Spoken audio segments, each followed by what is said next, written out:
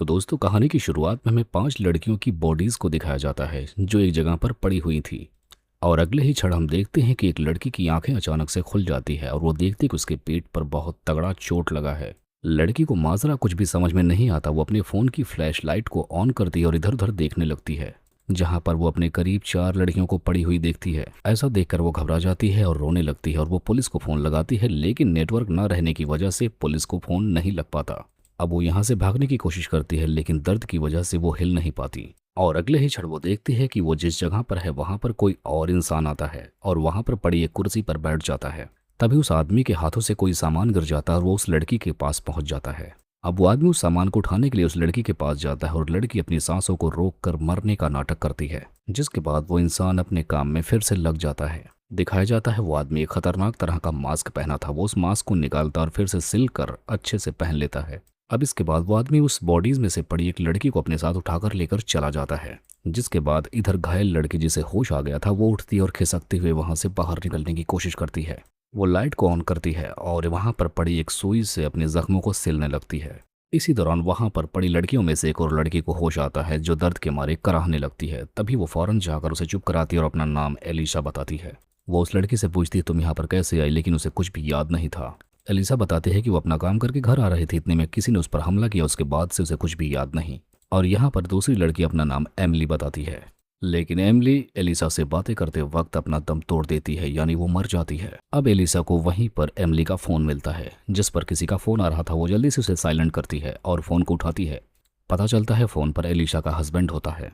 Network distortion की वजह से एलिसा की बात सही से नहीं हो पा रही थी, जिसके चलते वो सीढ़ियों के ऊपर चढ़ने लगती है, लेकिन तब भी कॉल अच्छे से नहीं चल पाती। तभी उसे पता चलता है कि वो किसी के घर के बेसमेंट में है और उसे आइडिया लग जाता है कि बेसमेंट में कोई खिड़की जरूर होगी। आखिरकार उसे बहुत ढूंढने के बाद एक खिड़की मिलती है, लेकिन वो लकड़ियों से अच्छी तरह से सील की हुई थी। अब वो उस खिड़की को खोल पाती इससे पहले उस आदमी के आने की आहट आने लगती है, जिसको सुनकर एलिशा फौरन जाकर उन लड़कियों के बीच सो जाती है।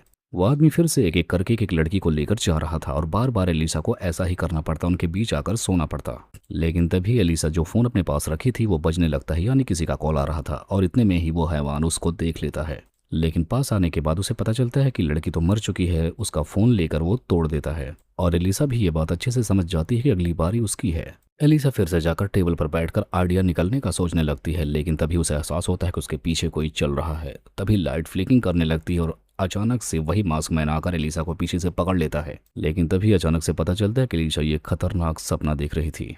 काफी लंबा वक्त गुजर चुका था। खाना पानी न मिलने की वजह से एलिसा का दिमाग अब भटक रहा था। एलिसा किसी जुगाड़ से उस खिड़की को खोल लेती है और देखती है कि वो कहीं शहर से बहुत दूर सुनसान जगह पर है। तभी उसकी खिड़की के सामने से उस आदमी के जाने के पैर दिखते हैं। एलिसा समझ जाती है कि वो आदमी यहीं पर आ रहा है। वो फौरन खिड़की को बंद करके उसी जगह पर जाकर लेट जाती है और वो आदमी आकर एलिसा को उठा ले जाता है। एलिसा भी चुपचाप रहती है, हिलती दुलती नहीं।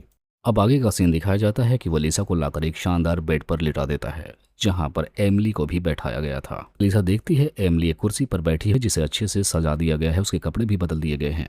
और फिर वो आदमी उस लड़की को अपने साथ लेकर चला जाता है। एलिसा ये सब कुछ देखती रह जाती है। उसे वहां पर बहुत सारी लड़कियों के फोटोज भी मिलते हैं, जिससे वो समझ जाती है कि इन सारी लड़कियों को पहले टारगेट किया जाता है। अब हम देखते हैं वो आदमी फिर से आता है, एलिसा के कपड़े बदलने लगता है। वो वहां पर रखी फोटो को चुनता है और उसी की तरह बिल्कुल एलिसा को वही कपड़े पहनाकर तैयार करता है। एलिसा को अपने साथ उठा ले जाता है और वो ले जाकर डिनर टेबल पर बिठा देता है, जहां पर बाकी चारों लड़कियां थीं। टेबल इस तरह से सजाया गया था कि जैसे आज किसी के बर्थडे की पार्टी हो। वो आदमी प्रोजेक्टर में एक वीडियो प्ले करता है, जिसमें बहुत सारी लड़कियां होती हैं जिन्हें इन्हीं की तरह सजाया गया था। एलिसा इन सबको देखकर कुछ समझ नहीं पाती और वो चुपके से वहां पर रखे जूस को पीती है, क्योंकि वो काफी टाइम से कुछ खाई पी नहीं थी।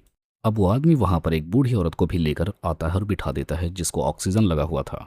उस आदमी के जाने के बाद एलिसा सोचती है कि इस औरत को भी मेरी तरह ही लाया गया है, जिसके बाद वो अपना चश्मा निकालकर उससे बात करने लगती है। लेकिन वो बूढ़ी औरत उसे किसी और नाम से बुलाती है और बोलती है तुमसे मिलकर काफी अच्छा लगा और काफी लंबे अरसे बाद मुलाकात हो रही है। इतना कहते ही वो औरत अचानक से गुस्सा होने लगती है। वो कहती है कि तुम लोगों ने मेरा मजाक बनाया, इतना कहकर रोने लगती है। तभी वो आदमी वहां पर आ जाता है। उसके आते ही एलिसा फिर से मरा रहने का नाटक करने लगती है, लेकिन वो आदमी काफी शातिर था।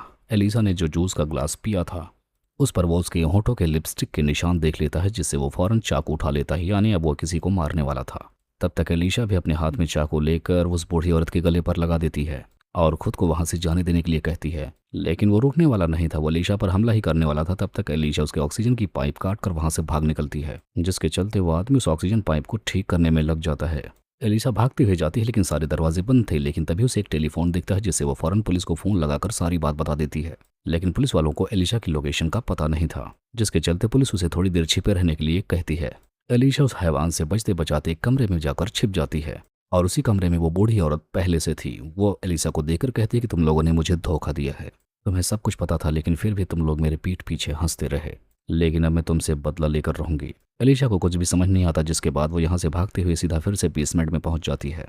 वो आदमी भी एलिशा को ढूंढता हुआ बेसमेंट तक पहुंच जाता है, जहां पर वो एलिशा को लेटी हुई हालत में देखता है। लेकिन तब तक एलिसन पीछे से आकर उसे मार देती है। वो एलिशा को मारने के लिए आगे बढ़ता है, लेकिन तब तक एलिसन पीछे से आकर उस पर वार कर देती है। असल में वहां पर एलिशा ने अपने कपड़े वहां पर पड़ी हुई लड़की के साथ चेंज कर दिए थे, जिससे वो समझता है कि एलिशा ही लेटी हुई थी। यहाँ इन दोनों के बीच एक जोरदार लड़ाई होती है, जिसके चलते एलिशा के हाथों में एक स्क्रू ड्राइवर आता है, जिसे वो सीधा उस हैवान के गले में घुसा देती है।